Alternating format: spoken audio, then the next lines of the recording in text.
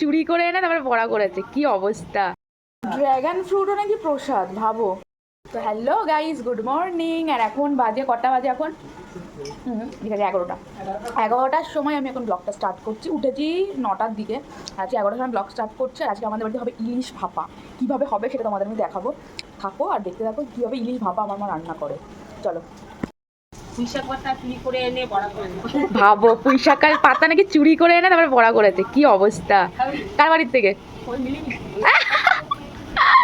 দাও একটা দাও, সকালবেলা কিছু খাইনি, এখন বড়া খাবো। ভাবতে পারছো, পুঁই শাক পাতা নাকি চুরি করে এনেছে, তারপর ওই পাতায় বড়া করেছে। আর আমাদের ঘরে এখন পুঁই শাক রান্না হবে। তুমি কি চুরি করে এনেছো পুঁই শাক পাতা?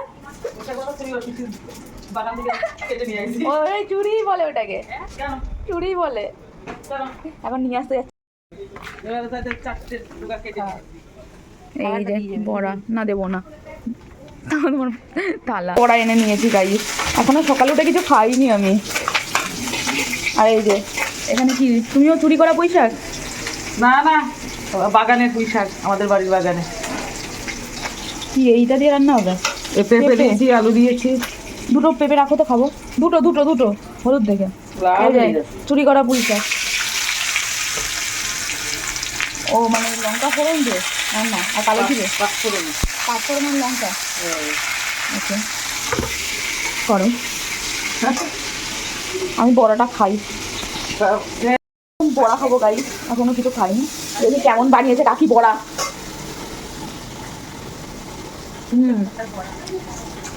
তোমার খেয়েছো পুঁই শাক পাতার বড়া? ভালো হয়েছে। চালের গুঁড়ো দিয়েছো? চালের গুঁড়ো, ময়দা, খালি পেটে বড়া। তো দেখো, এখানে আমাদের এখন পুঁই শাক রান্না হচ্ছে, মানে দুই বাড়িতেই পুঁই শাক রান্না হচ্ছে। আবার তোমরা আবার সত্যিকারের ভেবো না এটা চুরির পুঁই শাক, অ্যাকচুয়ালি এটা আমার বাড়িরই পুঁই শাক। ওখানে পুঁই শাক হতে লাগুক, আজকে ইলিশ মাছ হবে, ইলিশ মাছের ভাপাও করবো, ওটাও দেখাবো তোমাদের কীভাবে করছি ইলিশ মাছের ভাপা। আর আমাকে কিছু রিলস বানাতে হবে, কারণ দুদিন ধরে রিলস বানাতে পারছি না গাই। কি ওটা? ড্রাগন ফ্রুট হয়েছে না? ওই দেখো, ড্রাগন ফ্রুট প্রসাদ।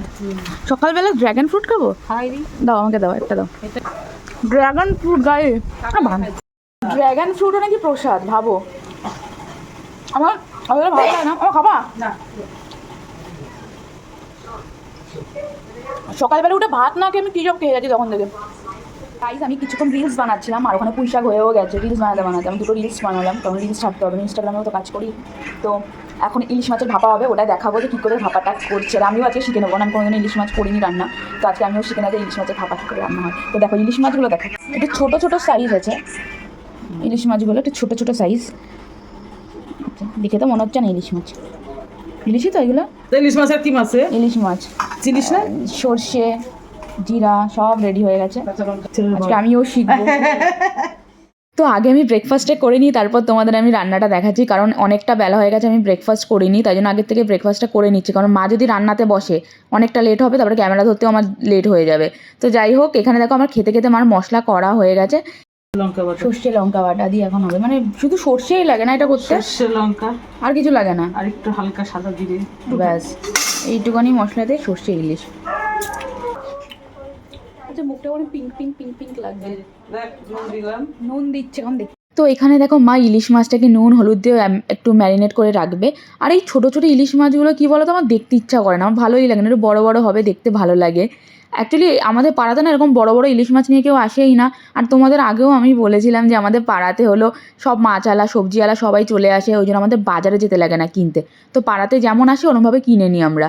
তো এখানে দেখো মাছগুলোকে মা কড়াইয়ে ছেড়ে দিচ্ছে, সব কিছু একসাথে মিশিয়ে এখন ঢেকে রাখলেই নাকি মাছ হয়ে যাবে। আমি জানতামই না এত ইজি ভাপা করা।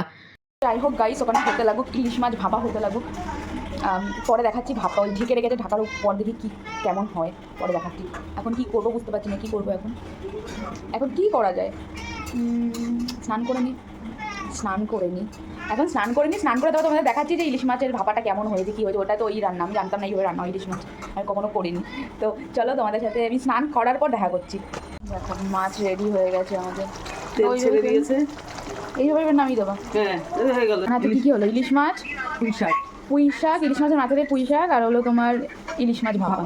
আর বাবা ওই ভোলা মাছ এনেছে, ওটা কি মানে ভোলা মাছও এনেছে গাই, সেই ভোলা মাছের ওইটা সে দেখিয়েছিলাম না, ওটা তাহলে আজকে বানাবো সন্ধ্যেবেলা স্ন্যাক্স হিসাবে খেলে ভালো লাগবে, আজকে বানাবো মাছ। তাহলে ওটা দেখো তো কত বড় এনেছে না ছোটো এনেছে, চলো বার করো।